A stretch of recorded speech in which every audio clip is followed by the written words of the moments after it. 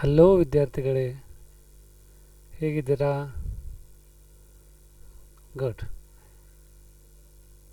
ಈಗ ಆಲ್ರೆಡಿ ನಾವು ಸಾಮಾಜಿಕ ಧಾರ್ಮಿಕ ಚಳವಳಿಯಲ್ಲಿ ಸಾಕಷ್ಟು ಹೋರಾಟಗಳ ಬಗ್ಗೆ ಅಭ್ಯಾಸವನ್ನು ಮಾಡಿದ್ದೇವೆ. ಇವತ್ತಿನ ಕ್ಲಾಸಿನ ವಿಷಯ ಸಾಮಾಜಿಕ ಮತ್ತು ಧಾರ್ಮಿಕ ಚಳವಳಿಯಲ್ಲೇ ಅಧ್ಯಾಯದಲ್ಲೇ ಬರುತ್ತೆ. ಆದರೆ ಒಂದು ಹೊಸ ರೀತಿಯಾದಂತಹ ಚಳವಳಿ. ಯಾವ ರೀತಿಯಪ್ಪ ಅಂತಂದರೆ ಸಮಾಜ ಸುಧಾರಣೆ, ಧಾರ್ಮಿಕ ಸುಧಾರಣೆ ಇದೆ. ಬಟ್ ಇಲ್ಲಿ ಸ್ಪೆಸಿಫಿಕ್ಕಾಗಿ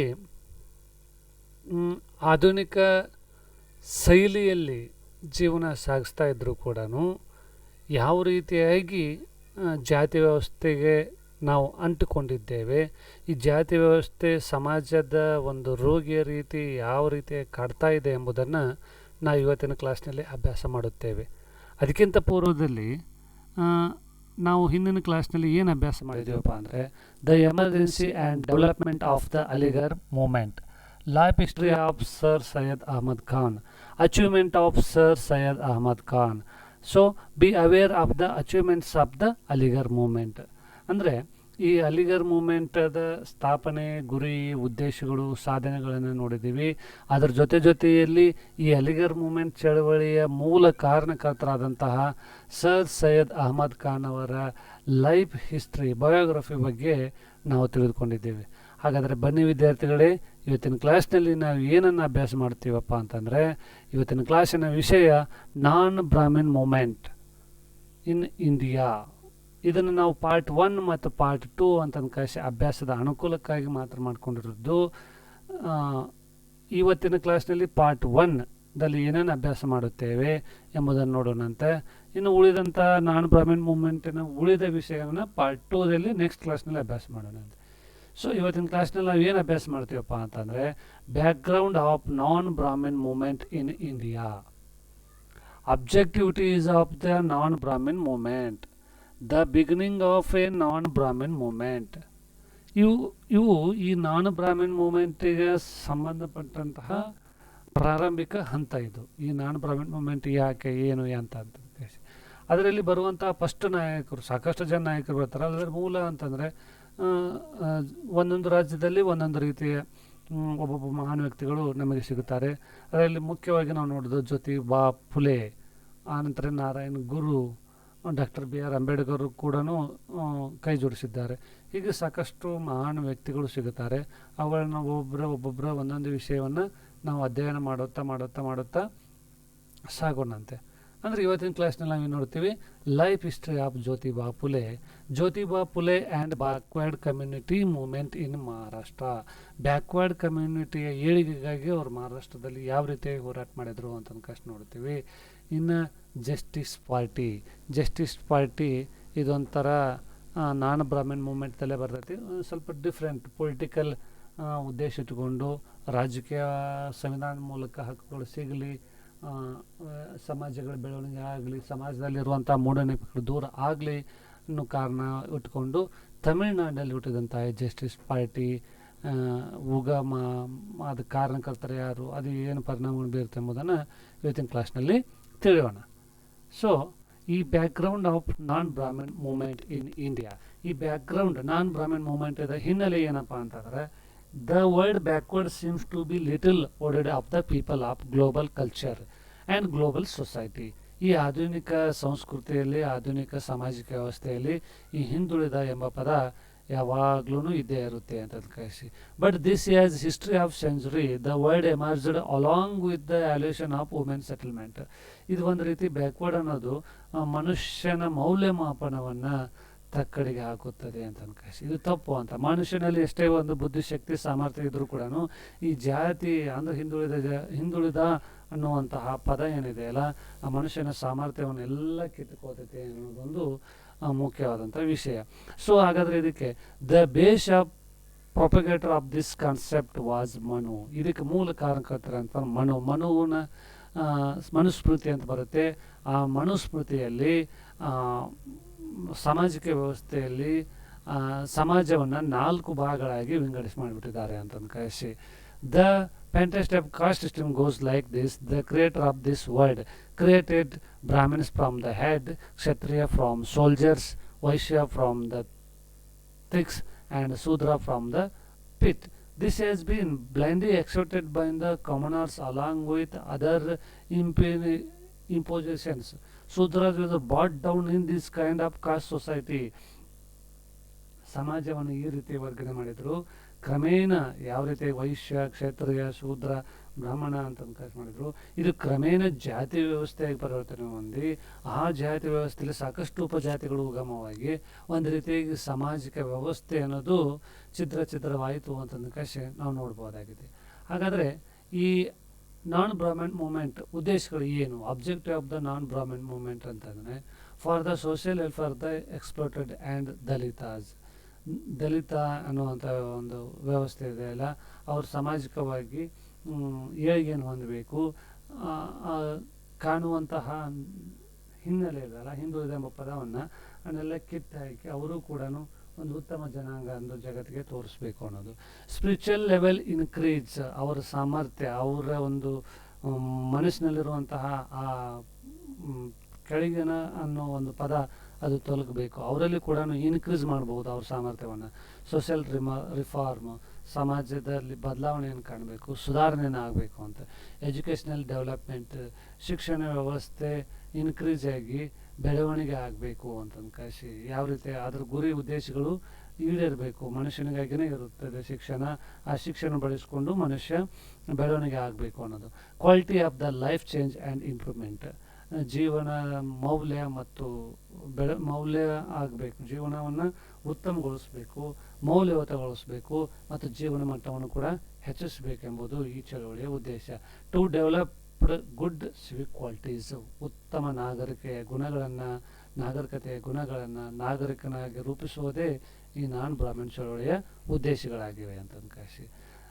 ಸೊ ಹಾಗಾದರೆ ಈ ನಾನ್ ಬ್ರಾಹ್ಮಣ್ ಮೂವ್ಮೆಂಟ್ ಎಲ್ಲ ಉದ್ದೇಶ ಇಟ್ಟುಕೊಂಡು ಯಾವ ರೀತಿಯಾಗಿ ಹೋರಾಟವನ್ನು ಪ್ರಾರಂಭದಲ್ಲಿ ನೋಡೋದಾದರೆ, the efforts were being made to edit this despite in the society since thousand of years, but instead of urging the communal structures, the revolution, resettlement, or whatever the effort made were generated one more stratification in the society. This fight is one of those struggles. The non-Brahmin movement come into the extent to uplift the backward and dispersed classes. The first to speak out against Brahman was C. Shankaran Nair in 1903, and in Maharashtra, Jyotiba Phule started the deprived class movement. In the course of modern India, many organizations have emerged to improve the standard to living of the exploited classes. In 1906, deprived class society of India was established. Several leaders participated in the welfare of the victims, most notable Jyotiba Phule of Maharashtra, Narayan Guru of Kerala ಅಂತ. ಇಲ್ಲಿ ಈ ಸಾಕಷ್ಟು ಅಂದರೆ ನೂರಾರು ವರ್ಷಗಳಿಂದ ಜೈನ ಬೌದ್ಧ ಧರ್ಮ ಸಾಕಷ್ಟು ಸಾವಿರಾರು ವರ್ಷಗಳಿಂದನೂ ಈ ಒಂದು ಸೊಸೈಟಿಯ ಸಾಮಾಜಿಕ ಸುಧಾರಣೆ ಚಳವಳಿ ನಿರಂತರವಾಗಿ ನಡ್ಕೊಂತ ಬಂದಿದ್ದಾವೆ.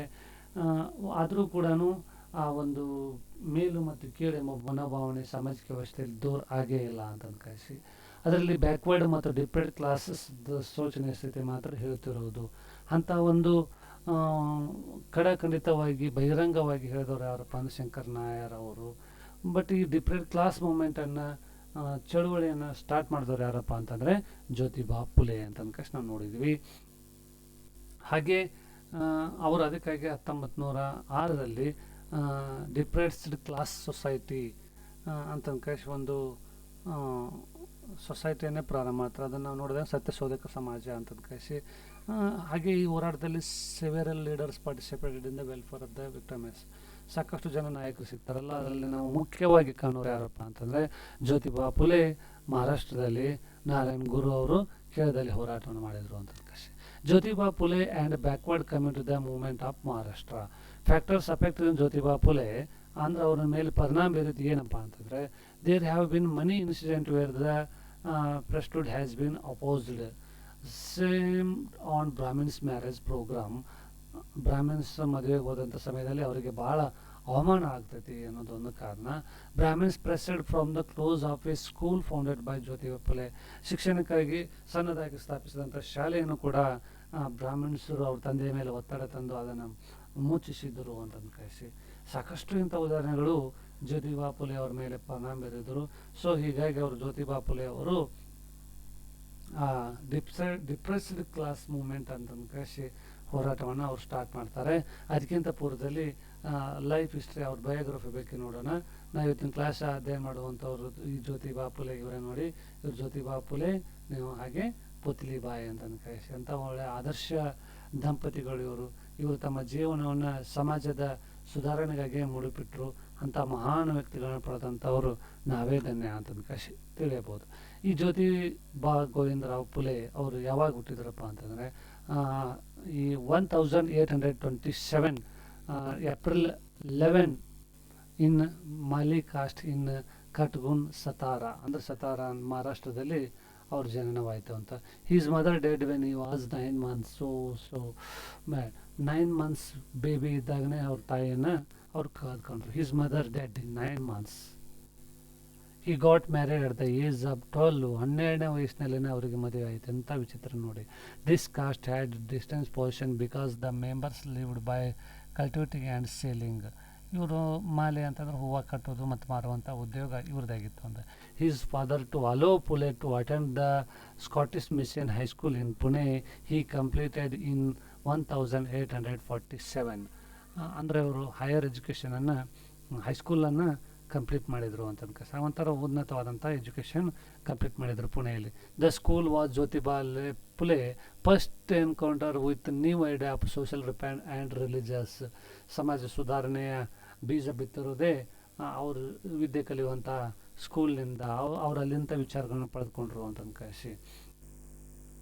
ಸೊ ಹೀಗೆ ಅವರು ಎಜುಕೇಷನ್ ಮುಗಿಸಿದ ನಂತರ ಸಮಾಜದಲ್ಲಿ ತಮ್ಮನ್ನು ತೊಡಗಿಸ್ಕೊಂಡ ನಂತರ Mahatma Phule was nominated as member of Pune municipality in 1876ನಲ್ಲಿ ಅವರು ಮೆಂಬರ್ ಆಯ್ಕೆ ಆದರು. ಅಂಥ ಒಬ್ಬ ವ್ಯಕ್ತಿ ಹೋರಾಟ ಮಾಡೋಂಥ ಡೆತ್ ಯಾವಾಗಾದ್ರಪ್ಪ ಅಂತಂದರೆ 1890 ಅವರು ಡೆತ್ ಆದರು ಅಂತಂದು ಕಳಿಸಿ ನಾವು ನೋಡ್ತೀವಿ. ಇದು ಶಾರ್ಟ್ಕಟಾಗಿ ಜ್ಯೋತಿಬಾ ಫುಲೆ ಅವರ ಬಯೋಗ್ರಾಫ್ ಹಿಸ್ಟ್ರಿ. ಇನ್ನು Jyotiba Phule and backward community movement in Maharashtra ಯಾವ ರೀತಿಯಾಗಿ ಅವ್ರು ಹೋರಾಟ ಮಾಡಿದ್ರು ಅಂತ ನೋಡೋದಾದರೆ, Mahatma Jyotiba Phule was a thinker and social reform in Maharashtra, founded Satya Shodhak ಸಮಾಜ ಇನ್ 1873. 1873ರಲ್ಲಿ ಸತ್ಯ ಶೋಧಕ ಸಮಾಜ ಅಂತ ಕಳಿಸಿ ಅವರು ಸ್ಥಾಪನೆ ಮಾಡಿದರು. ಮತ್ತು ಇದು ಯಾರಿಗಾಗಪ್ಪ ಅಂದ್ರೆ ಅಪ್ಲಿಮೆಂಟ್ ಆಫ್ ಶೂದ್ರಾಜ್ ಆ್ಯಂಡ್ ಅನ್ಟಚಬಲ್ ಕಾಸ್ಟ್, ಹಿಂದುಳಿದಂಥವ್ರದ್ದು ಮತ್ತು ಶೂದ್ರ ಜನಾಂಗವನ್ನು ಏಳಿಗೆ ತರುವ ಸಲುವಾಗಿ ಇವರು ಆ ಒಂದು ಸಮಾಜವನ್ನು ಸ್ಥಾಪಿಸಿದರು ಅಂತದ್ದು ಕಳಿಸಿ. Equal rights for landless person poors in Maharashtra.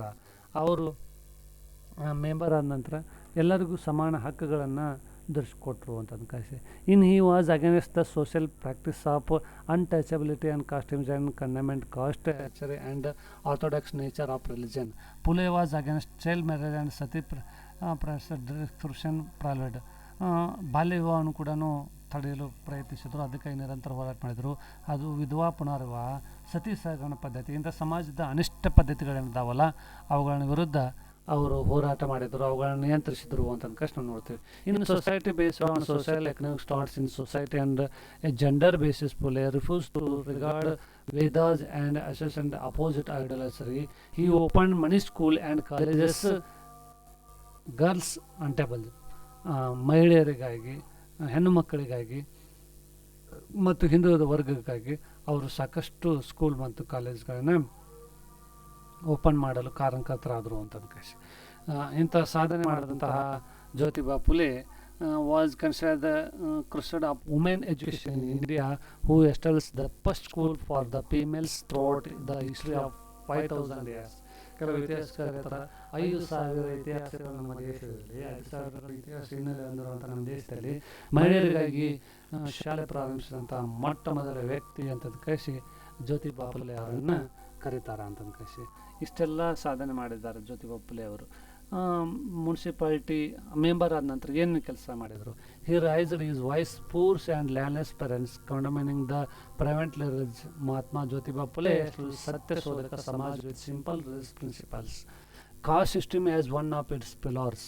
Violated such rights was those identifiable. Pule believed in throwing the social system in which man is being made dependent on others, illiterate, ignorant, and poor with a way exploiting him.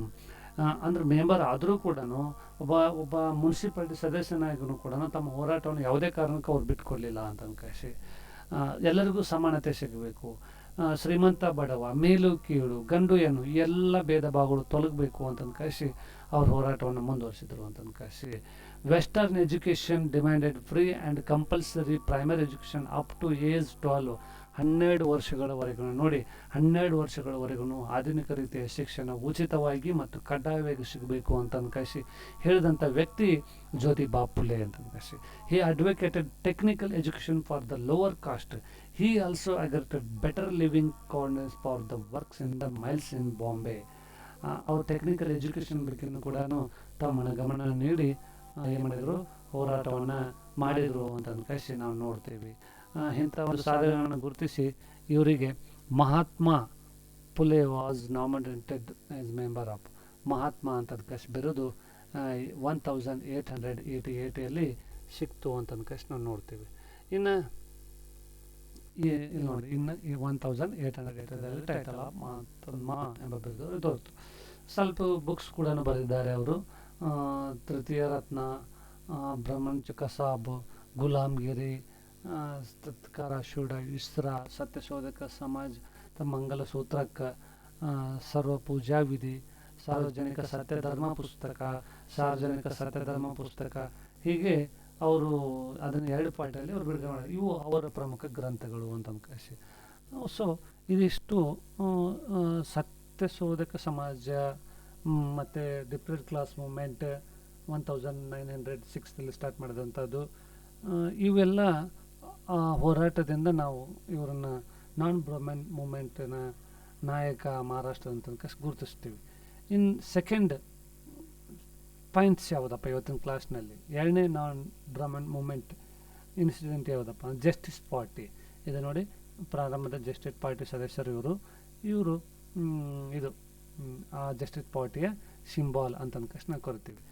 At an early stage, the Tamil Nadu Congress was completely dominated by Brahmins. At this point, the Congressman Ramaswamy Nayaka raised the question of the concept of the Brahmins. He started the movement which indirectly led to the establishment of Justice Party. Shankar Ramaswamy Nayak ಅವರು concept ಪ್ರಶ್ನೆ ಹಾಕ್ತಾರೆ, ಯಾಕೆ ತಮಿಳುನಾಡು ಕಾಂಗ್ರೆಸ್ ಕಮಿಟಿಯಲ್ಲಿ ಎಲ್ಲರೂ ಬ್ರಾಹ್ಮಣರಿದ್ದಾರೆ ಅಂತ ಅನ್ಕಾಸಿ. ಆ ಒಂದು ಪ್ರಶ್ನೆ ಏನಿದೆ ಅಲ್ಲ, ಅದು ಜಸ್ಟಿಸ್ ಪಾರ್ಟಿಯ ಉಗಮಕ್ಕೆ ಪರೋಕ್ಷ ಕಾರಣವಾಯಿತು ಅಂತ ಅನ್ಕಾಸಿ ಇತಿಹಾಸಕಾರ ಹೇಳ್ತಾರೆ. In 1916, a political party called the Justice Party was formed to promote political awareness among non-Brahmins and among them overall development. The founder of this party, Mr. Tyagaraja Chitti Ramaswamy and Lakshmi Swamy, were known as the Modelier brothers. The leader of this party, mister MC Raj, ಅವ್ರ ನಾಯಕತ್ವದಲ್ಲಿ Mudaliar brother ಅಂತ ಕರ್ತೀವಿ ನಾವು ಯಾರನ್ನ, Tyagaraja Shetty, Ramaswamy and Lakshmana ಸ್ವಾಮಿ, ಈ 3 ಜನ ಸಹೋದರರು Mudaliar brother ಏನು ಕೂಡ್ಕೊಂಡು ಅವ್ರು ಏನು ಮಾಡಿದರು, ಈ ಒಂದು ಪಾರ್ಟಿಯನ್ನು ಕಟ್ಟಿದ್ರು ಅಂತ ಅನ್ಕಾಸಿ. This party also influenced Tamil Nadu and other status. ಸುತ್ತಮುತ್ತಲ ರಾಜ್ಯಗಳಿಗೂ ಕೂಡ, ತಮಿಳುನಾಡು ಅಷ್ಟೆಲ್ಲ ಅಕ್ಕಪಕ್ಕದ ರಾಜ್ಯಗಳ ಮೇಲೂ ಕೂಡ ಹೆಚ್ಚು ಪರಿಣಾಮ ಬೀರ್ತು ಅಂತ ಅನ್ಕಷ್ಟ ನೋಡ್ತೀವಿ. The law of British were helpful to this. It is called of South Indian liberal foundation code. In short period of time the party is gained its popularity and prominence. ಆ ಬ್ರಿಟಿಷರ ಕಾನೂನುಗಳು ಕೂಡ ಈ ಪಾರ್ಟಿಯ ಬೆಳವಣಿಗೆಗೆ ಅನುಕೂಲವಾಯಿತು. ಹಾಗಾದರೆ ಜಸ್ಟಿಸ್ ಪಾರ್ಟಿ ಅಚೀವ್ಮೆಂಟ್ಸ್ ಏನಪ್ಪ ಅಂತ ನೋಡಿದರೆ, when the justice party come to power in 1920, Brahmins officially this lost their iron posts on the ministry of administration. 1920ವರೆಗೂ ಈ ಒಂಥರ ಕಬ್ಬಿನ ಮತ್ತು ಉಕ್ಕು ಹತ್ತುವಂಗ ಅಧಿಕಾರ ಮತ್ತು ಬ್ರಾಹ್ಮಣರು ಹತ್ಕೊಂಡ್ಬಿಟ್ಟಿದ್ರು. ಯಾವಾಗ ಈ ಪಾರ್ಟಿ ಉಗಮ ಆಯಿತು, ಅವಾಗ ಏನಾಯಿತು, government order of 1927 caste based reservation was anchored in government appointment. The government order 1002 was reversed in 1947, made some changes to its conditions. The first one in India, non-Brahmin caste were identified as non-Brahmins. ಬ್ರಾಹ್ಮಣ ಹೊರತುಪಡಿಸಿದ ಜಾತಿಗಳನ್ನು ನಾನ್ Brahmins ಅಂತ ಕರೀತಾರ. ಅದಕ್ಕೆ ಕಾರಣ ಯಾರು, ಹೆಸರು ಬರಲು ಮೂಲ ಕಾರಣ ಜಸ್ಟಿಸ್ ಪಾರ್ಟಿಯ ನಾಯಕರು ಮತ್ತು ಹೋರಾಟ ಅಂತ ನಾವು ತಿಳಿಬೋದು. ಸೊ ವಿದ್ಯಾರ್ಥಿಗಳೇ, ಇವತ್ತಿನ ಕ್ಲಾಸ್ನಲ್ಲಿ ಏನು ತಿಳ್ಕೊಂಡಿವಪ್ಪ ಅಂತಂದು ಶಾರ್ಟ್ಕಟಾಗಿ ನೋಡೋಣ. ಇಲ್ಲಿ ಏನು ನೋಡಿದ್ದೀವಿ, ಪುರೋಹಿತಶಾಹಿ ವ್ಯವಸ್ಥೆ